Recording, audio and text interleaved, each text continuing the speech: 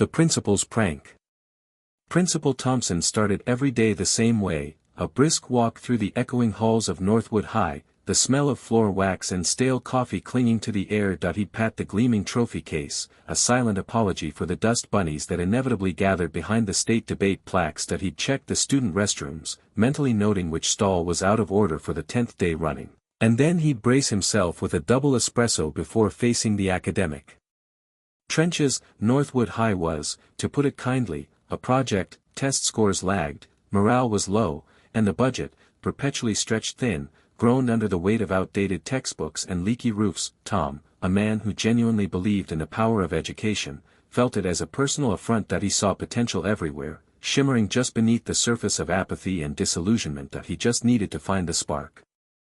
The faculty meeting was already a pressure cooker when he walked in, 15 minutes late thanks to a parent phone call that devolved into an hour-long tirade about mandatory gym shorts. Mr. Henderson from the history department was droning on about standardized testing, his voice a monotonous hum that threatened to lull half the room into a stupor. Ms. Davies, the English teacher, was meticulously filing her nails, her expression a mask of bored disdain. Tom rubbed his temples, feeling a headache brewing. He hated these meetings. They were supposed to be collaborative, a space for innovation and shared problem-solving. Instead, they were a swamp of complaints and finger-pointing. He needed to inject some energy, something. Okay, folks, he said, clapping his hands together a little too loudly. Let's try to stay positive, shall we? We all know the challenges, but we also know the potential. We just need to unlock it.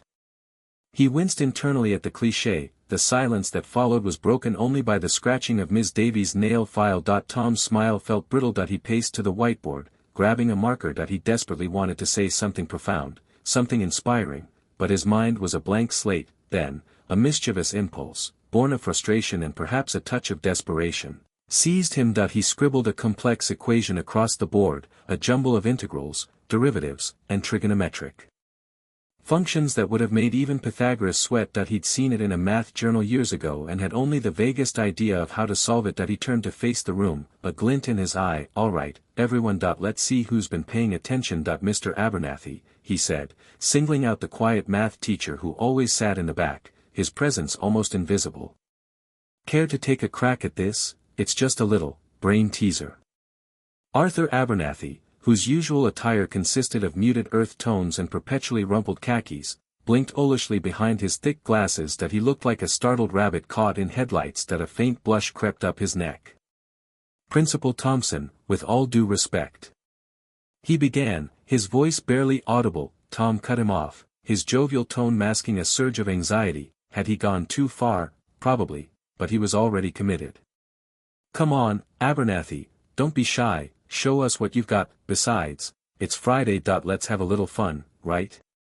He leaned against the whiteboard, arms crossed, a nervous flutter in his stomach. He'd thought it would be a quick, humorous diversion, a way to lighten the mood. He hadn't expected Abernathy to look so distressed. He certainly hadn't considered the possibility that the man might actually solve it. Tom, despite being the principal, had always been a bit intimidated by advanced mathematics. The silence stretched thick and heavy. The scratching of Ms. Davies' nail file ceased. Everyone was staring at Mr. Abernathy, waiting. Tom Thompson realized, with a sinking feeling, that he might have just made a terrible mistake. The potential for a spectacular humiliation hung in the air, thick with the scent of whiteboard marker and impending doom. The silent solution.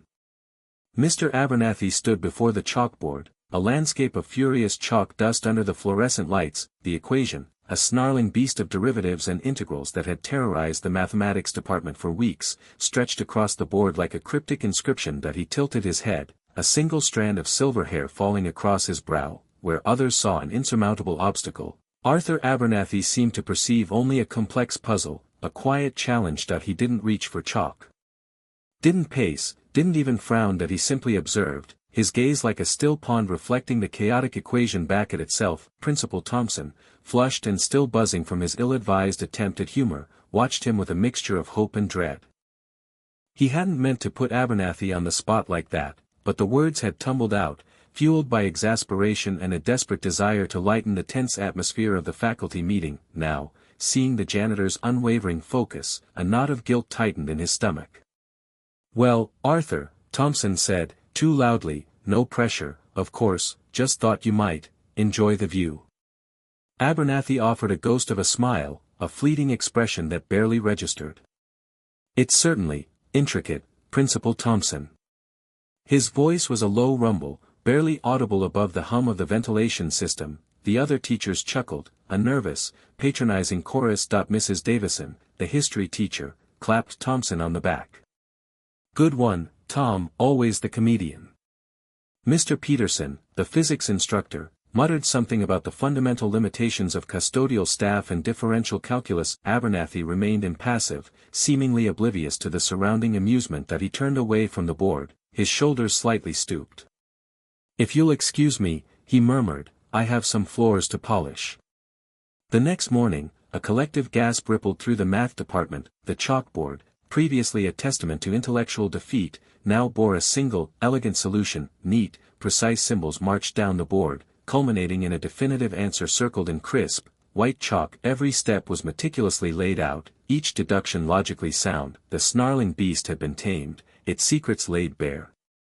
Principal Thompson stared, his mouth agape. He'd arrived early, intending to erase the embarrassing equation before the students saw it, only to find this miracle. He ran a hand through his thinning hair, the implications of what he was seeing slowly sinking in. Did someone come in overnight? He stammered, turning to Mr. Peterson who was standing behind him, dumbfounded. Peterson shook his head slowly. Impossible, the security system would have alerted us, and who would even do this?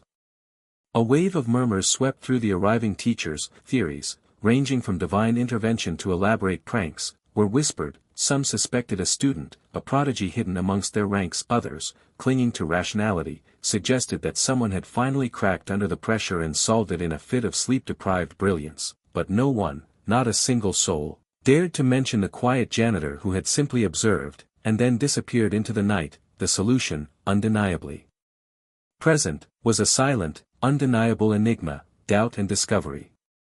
Sarah massaged the bridge of her nose, the faculty lounge's harsh lights amplifying the insistent throb behind her eyes. Another day concluded with glazed-over expressions. During her quadratic equation lecture. More than her students, Sarah felt adrift, struggling against a tide of abstract calculations, each x and y pulling her under. Her coffee, now stone-cold, offered a bitter commentary on her fading zeal.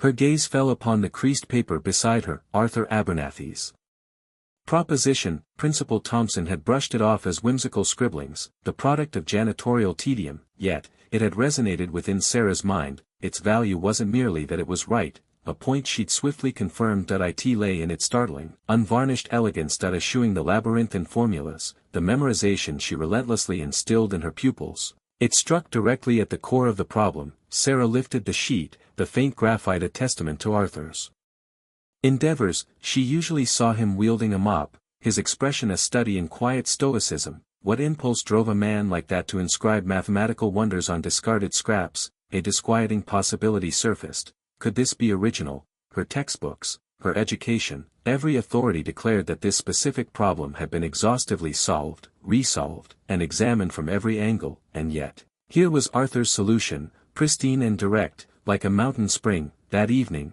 paper grading abandoned, Sarah booted up her aging computer. The cooling fan whined, a mechanical lament for her late-night preoccupation. Methodically, she translated Arthur's steps into a simulation program she'd created years ago, designed to test novel approaches to mathematical quandaries. Line after line, she input the equations, a growing sense of possibility quickening her pulse. The program initiated.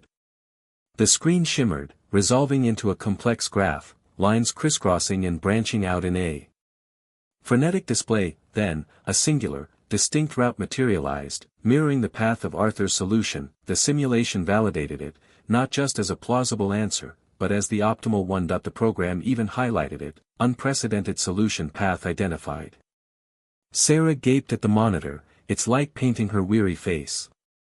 Unprecedented, implying newness, implying Arthur Abernathy, the unassuming janitor, had perhaps unearthed something profound. Disbelief flooded her, swiftly succeeded by a jolt of adrenaline. This transcended lesson plans, struggling teenagers, even her own insecurities. This was a revelation, and she was in a position to share it. She merely needed to determine how. and whom to tell, and most crucially, how to approach Arthur, unraveling the past.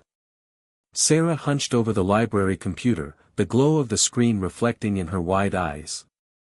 Abernathy, Arthur, she muttered, typing the name into the search bar. Nothing, just the school directory listing him as the evening janitor. Frustration gnawed at her. There had to be more. The way he'd solved that equation, it wasn't the work of an average handyman. She tried variations. Abernathy, Abernathy, Arthur, physics, each attempt yielding the same disheartening result. The digital world offered no clues, no whispers of the brilliance she'd witnessed. Discouraged, she leaned back, the worn leather of the chair creaking under her weight. Maybe she was chasing a ghost. Later that evening, after the library had closed, Sarah lingered, pretending to tidy up her research materials. She knew Mrs. Gable, the elderly librarian, kept older student records locked in a dusty cabinet in the back room. That IT was a long shot, but Sarah figured it was worth exploring.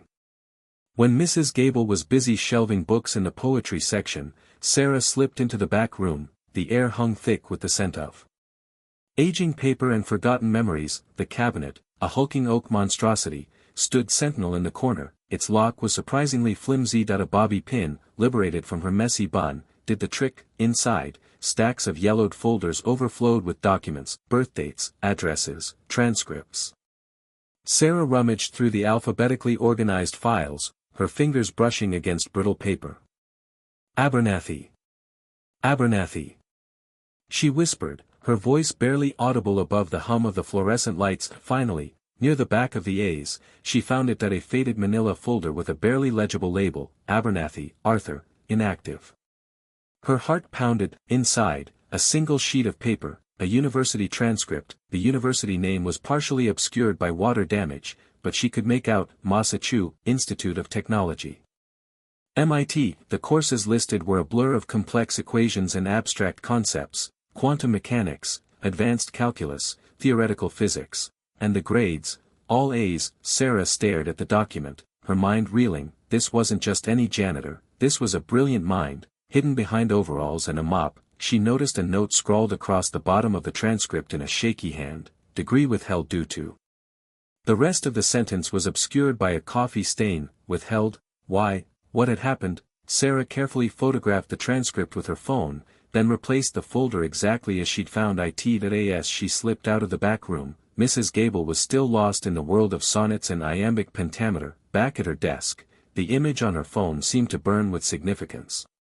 Arthur Abernathy wasn't just cleaning the floors, he was concealing a past, a life of academic promise cut short. The equation he'd solved wasn't a fluke, it was a glimpse into a mind that still held the secrets of the universe. But what had led him to this? What had forced him to abandon his dreams and become a janitor? Sarah knew, with a growing sense of unease and excitement, that she had only scratched the surface of a much deeper mystery. Awkward questions. Tom Thompson chewed on his thumbnail, the metallic tang a poor substitute for a solution that he'd blundered. He knew at the moment he'd seen the elegant, almost dismissive, way Abernathy had chalked that equation, the confident strokes belying the humble gray uniform that he'd treated him like, well, like a janitor. And now, he was eaten up with the gnawing suspicion that Abernathy was anything but that. He found Abernathy humming softly in the hallway outside the gymnasium, meticulously polishing the trophy case. The scent of lemon wax hung heavy in the air. Tom cleared his throat, a sound that echoed ridiculously in the cavernous space. Mr. Abernathy, he began, forcing a jovial tone. Got a minute? Abernathy paused, his hand still resting on the brass handle. His eyes, normally downcast, met Tom's with a disconcerting level of directness. Of course, Principal Thompson.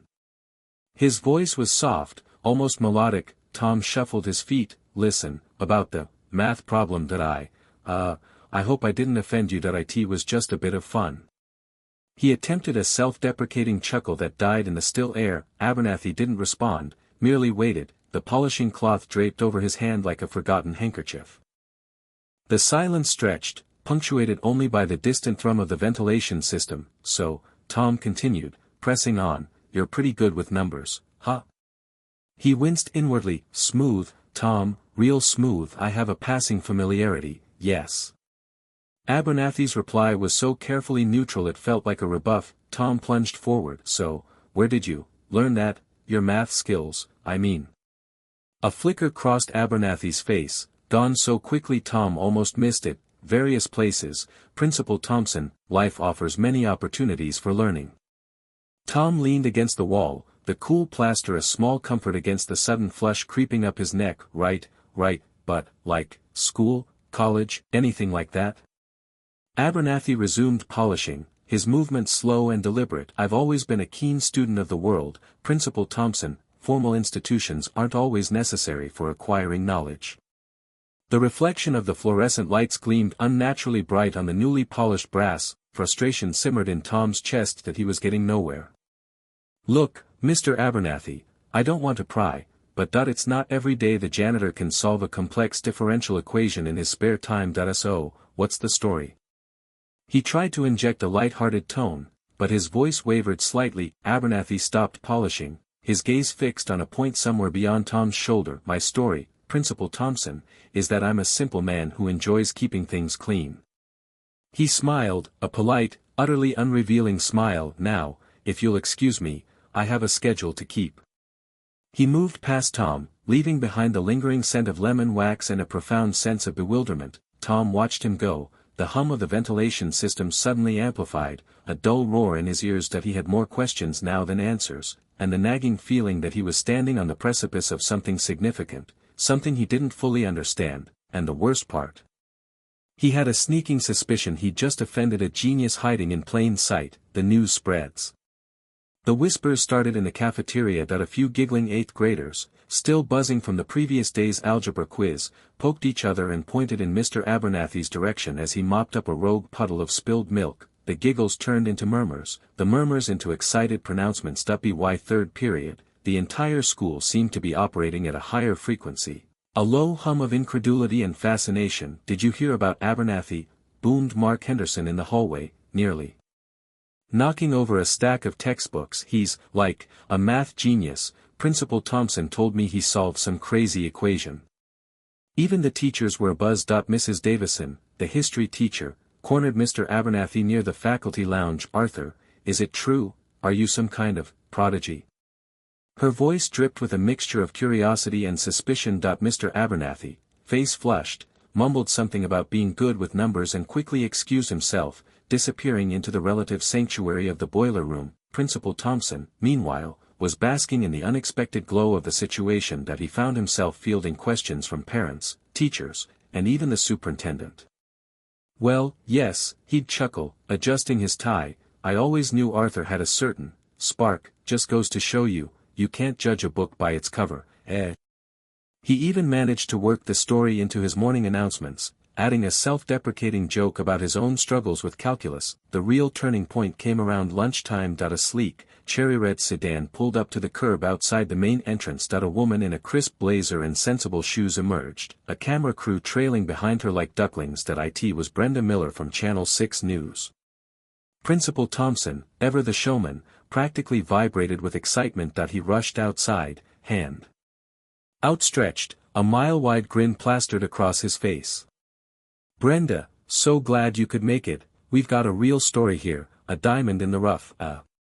Principal Thompson, Brenda Miller interrupted, her professional smile fixed firmly in place. We're here to speak with Mr. Abernathy. The principal's smile faltered, just for a moment. Of course, right this way. He led them towards the boiler room, his initial enthusiasm slightly dimmed. Inside, Mr. Abernathy was attempting to unclog a particularly stubborn pipe, his overalls covered in grime. He looked up, startled, as Principal Thompson ushered the news crew into the cramped space. The bright lights of the camera stung his eyes. Arthur, Principal Thompson said, his voice too loud in the small room. Brenda Miller from Channel 6 is here to do a story on your mathematical prowess. Mr. Abernathy's face drained of color. He wiped his hands on his already dirty overalls, his gaze darting nervously between the camera, Brenda Miller, and the increasingly awkward Principal Thompson. I don't understand, he stammered, the wrench slipping from his grasp and clattering to the floor. He felt a sudden, suffocating pressure in his chest, a sensation he hadn't experienced in years. All he wanted was for them to leave him alone. The equation on the chalkboard, the one that had started it all, seemed to mock him from the corner of the room. It was no longer a challenge, but a sentence, the revelation. The microphone was cold metal against Arthur Abernathy's weathered palm. He risked a glance at Principal Thompson, whose smile seemed surgically attached. The man buzzed with barely contained agitation, fussing with his emerald tie, a chromatic assault against his garish blazer. Thompson had orchestrated this whole spectacle, inflating Arthur's quiet mathematical feat into some heartstring-tugging, Horatio Alger narrative. All Arthur craved was its conclusion. He cleared his throat, the sound amplified and echoing unnaturally. The reporter, a young woman with compassionate eyes, held her notepad like a shield. The school library, normally a haven of whispered inquiries and rustling pages, had been transformed into an impromptu stage, assaulted by the pitiless glare of television lights. A smattering of onlookers, mostly faculty and a few inquisitive students, watched, holding their breath. A familiar anxiety coiled in Arthur's gut. This wasn't his arena. He was meant to be unseen, a wraith drifting through the corridors, untouched by the weight of scrutiny. But Thompson, in his misguided zeal, had shattered the carefully constructed illusion. He met the reporter's gaze, saw the anticipation in the gathered faces, and realized he could no longer perpetuate this charade. He couldn't allow them to celebrate a lie. He had to expose the truth, regardless of the pain. Things aren't exactly as they appear, he began, his voice gravelly, unused to such exposure. I wasn't merely a custodian who stumbled upon an equation. He paused, summoning his courage. I was a professor. Dr. Arthur Abernathy. I lectured in mathematics at the University of Chicago. A wave of murmurs washed over the room. Thompson's smile wavered, the verdant tie suddenly appearing less flamboyant. Arthur pressed on, the words now a deluge of long-buried recollections. He recounted his research, his published works, the radiant prospects that had once unfolded before him. He spoke of his wife, Eleanor, a brilliant physicist, and their daughter, Lily, whose laughter had illuminated their modest apartment. Then, the descent. Eleanor's sudden, devastating illness, the crushing medical expenses that devoured their resources, his desperate struggle to juggle teaching, research, and the agonizing care of his dying wife, the soul-numbing grief that left him empty and unmoored after their passing. I couldn't bear it any longer, he confessed, his voice cracking with the force of the memory. The university, the research, it all felt utterly pointless. Why funding evaporated. Why home was gone. I simply vanished. He drifted from town to town, taking temporary jobs, clinging to anonymity like a drowning man to a spar. The silence in the library was profound, punctuated only by the quiet sobs of a few empathetic teachers. He concluded his narrative, feeling strangely unburdened, as if a leaden weight had been lifted from his shoulders. He looked at Thompson, whose expression was a tapestry of shock and a dawning remorse. The reporter, her eyes shimmering with unshed tears, simply nodded. Understanding dawned in her expression. The response was swift and overwhelming. Offers of assistance flooded in from the local community, from former colleagues, and from strangers moved by his ordeal. A trust was established to help him regain his footing. The students, initially filled with awe, now regarded him with a blend of reverence and compassion. Even Thompson, after a stumbling apology, vowed to assist him in securing a position that was more in line with his capabilities. The alteration in Mr. Abernathy's circumstances occurred rapidly, and only time would reveal what the future held. A second chance. The fluorescent lights of the school board meeting room hummed, a sterile counterpoint to the buzz of hushed conversations. Thompson, perched on the edge of his seat, felt a knot of anxiety tighten in his gut. The equation incident had blown up faster than a dropped Mentos in a soda bottle, and he was squarely in the splash zone. Now, faces grim, the board members were discussing Mr. Abernathy. His aptitude, Mrs. Davison, the board president, said, choosing her words carefully, is clearly beyond the scope of his current role. A smattering of murmurs rippled through the room. We can't ignore the positive impact he had on those students, Mr. Garcia added, his voice surprisingly firm. The kids are excited about math again. That's not something we can afford to dismiss.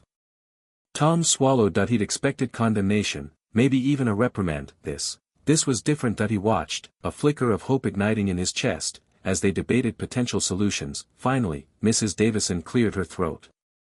Principal Thompson, we'd like you to offer Mr. Abernathy a position as a part-time math tutor and research assistant. He will work directly with students who are struggling and assist with curriculum development. Tom blinked. A tutor? Yes, Mrs. Davison confirmed. We believe it's a suitable compromise. It utilizes his unique talents, while allowing him to remain a member of the school community, and Principal, I trust you'll provide the necessary support and supervision. He nodded, relief washing over him. Of course, Mrs. Davison, absolutely. Finding Mr. Abernathy wasn't difficult that he was in the library, meticulously dusting the spines of the encyclopedia collection, his movements precise and economical. Tom cleared his throat. Mr. Abernathy, could I have a word? Arthur Abernathy turned, a faint smile gracing his lips. The man's quiet dignity always unnerved Tom. Principal Thompson, what can I do for you? Tom explained the board's decision, the offer of the tutoring position, the opportunity to contribute his expertise. That he watched Abernathy's face, searching for a reaction, but found only a serene attentiveness. When he finished, Abernathy simply said, I appreciate the opportunity, Principal Thompson, that I accept. Tom let out a breath he hadn't realized he was holding. Good. I'm also here to apologize, Mr. Abernathy, that I acted rashly, and frankly, I was an idiot, that I misjudged you terribly. That I understand you used to be Dr. Abernathy, a professor over at UChicago. Abernathy's eyebrows rose slightly. My past is less important than my present, Principal. Still, Tom insisted, feeling the weight of his blunder settle heavily on his shoulders. I want to make things right. That I want to support you in this new role. Whatever you need, resources, time, anything, you just let me know. He extended his hand. Partners? Abernathy regarded his hand for a moment, then clasped it firmly. Partners, Principal Thompson. As Tom walked away, he couldn't shake the feeling that he had narrowly averted a disaster. More importantly, he realized he had a valuable asset in Mr. Abernathy. He paused, turning back. And Mr. Abernathy? Yes, Principal. That equation, the one I asked you to solve, could you maybe walk me through it sometime? A sheepish grin spread across Tom's face. My calculus is a little rusty.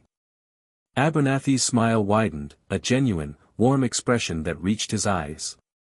Of course, Principal. I'd be happy to. The sun streamed through. Beyond expectations.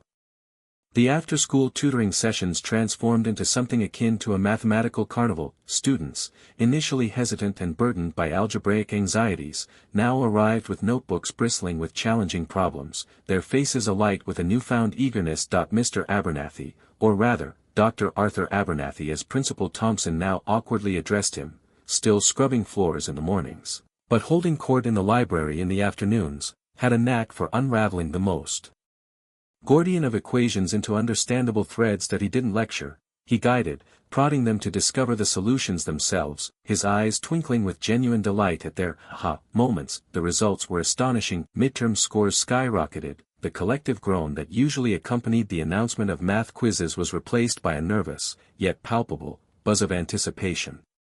Even notoriously indifferent students, like Marcus, the maverick, Miller, were seen scribbling furiously in the margins of their textbooks during lunch. Principal Thompson, beaming like a lighthouse, found himself the recipient of congratulatory pats on the back from the superintendent and even a vaguely threatening, yet ultimately approving, glare from Mrs. Crabtree. Dr. Abernathy, Thompson stammered one afternoon, catching him between tutoring sessions.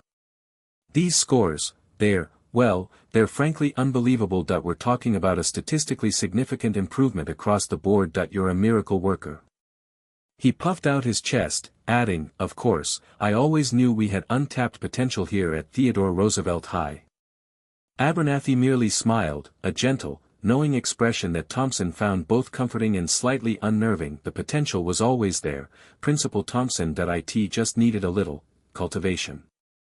And cultivate it he did. Abernathy didn't stop at improving test scores.